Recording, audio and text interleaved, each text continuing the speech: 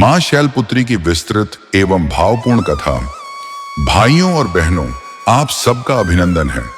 आज हम नवरात्रि के प्रथम दिन की कथा सुनने के लिए एकत्रित हुए हैं। नवरात्रि का यह पावन अवसर केवल उत्सव नहीं, यह मां दुर्गा के 9 स्वरूपों की साधना का महापर्व है। प्रथम दिन की आराध्या है मां शैलपुत्री, आदि शक्ति का प्रथम स्वरूप। शैलपुत्री अर्थात पर्वतराज हिमालय की पुत्री। यही शक्ति, यही मां सृष्टि के आदि से अंत तक पालन करने वाली है। सती का त्याग और शैलपुत्री का जन्म। पुराणों में वर्णन आता है कि माता पार्वती का यह स्वरूप पहले जन्म में दक्ष कन्या सती के रूप में प्रकट हुआ था। सती ने भगवान महादेव को पति रूप में पाया था, परंतु जब पिता दक्ष ने अहंकारवश भगवान शिव का घोर अपमान किया, तब सती ने अपने प्राणों का त्याग कर दिया। कल्पना कीजिए श्रोतागण, वह दृश्य कितना भयावह रहा होगा। यज्ञशाला में अग्नि प्रज्वलित है, चारों ओर वैदिक ऋषि बैठे हैं, देवगण अपनी अपनी सभा में सुशोभित हैं।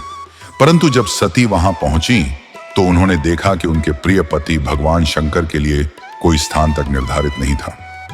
और जब सती ने पिता से शिव का अपमान सुना तो उनका हृदय बिखर गया। वे सोचने लगी, जिस पति को मैंने सर्वस्व मानकर स्वीकार किया, जिसका स्मरण मात्र समस्त ब्रह्मांड को पवित्र करता है, उसी का अपमान मेरे पिता के मुख से क्यों? इस असहनीय पीड़ा ने उन्हें विचलित कर दिया और वे अग्निकुंड में कूद गईं। सती ने देह त्याग दी, परंतु शक्ति कभी समाप्त नहीं होती। भाइयों और बहनों, ये बात ध्यान में रखिए, शक्ति न कभी नष्ट होती है और न कभी समाप्त। सती ने देह छोड़ी, परंतु शक्ति पुनः जन्म लेने वाली थी। इसी कारण अगले जन्म में वे पर्वतराज हिमालय के घर प्रकट हुईं। इस बार वे शैलपुत्री कहलाईं। बाल्यकाल का तेज और तपस्या। मां शैलपुत्री बचपन से ही असाधारण थीं। उनके मुखमंडल पर अद्भुत तेज था। खेल कूद में भी उनका हृदय साधना और भक्ति में लीन रहता। जहां अन्य कन्याएं खेल में रमी रहती, वहीं छोटी पार्वती जप तप और पूजा में अपना समय बिताती। गृहस्थ जीवन से लेकर आध्यात्मिक जीवन तक हर क्षण वे धर्म और सत्य पर अडिग रहती। यही कारण था कि उन्हें देखकर देवता तक विस्मित हो जाते। शैलपुत्री की तपस्या। जब वे युवावस्था को प्राप्त हुई तो उनके हृदय में वही भावना जागी, मैं केवल शिव को ही अपना पति बनाऊंगी। और श्रोतागण, इस संकल्प को पूरा करने के लिए उन्होंने पर्वतों की गुफाओं और निर्जन स्थलों पर तपस्या प्रारंभ की। कभी कई कई वर्षों तक केवल फलाहार किया, कभी केवल पत्तों पर जीवन व्यतीत किया और कभी तो केवल जल पर। इतना ही नहीं, कई बार वे वर्षों तक निर्जल उपवास कर तपस्या करती रहीं। उनकी साधना से समस्त देवगण विस्मित हो उठे। ब्रह्मा जी और नारद जी भी उनके तप की चर्चा हर लोक में करने लगे।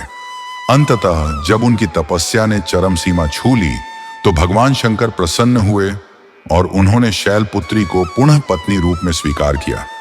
यही विवाह आगे चलकर शिव पार्वती का दिव्य मिलन कहलाया। मां शैलपुत्री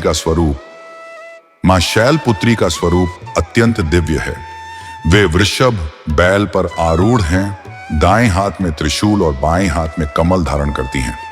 उनके नेत्रों से करुणा की धारा बहती है, परंतु उनके तेज में संपूर्ण त्रैलोक्य कांप उठता है।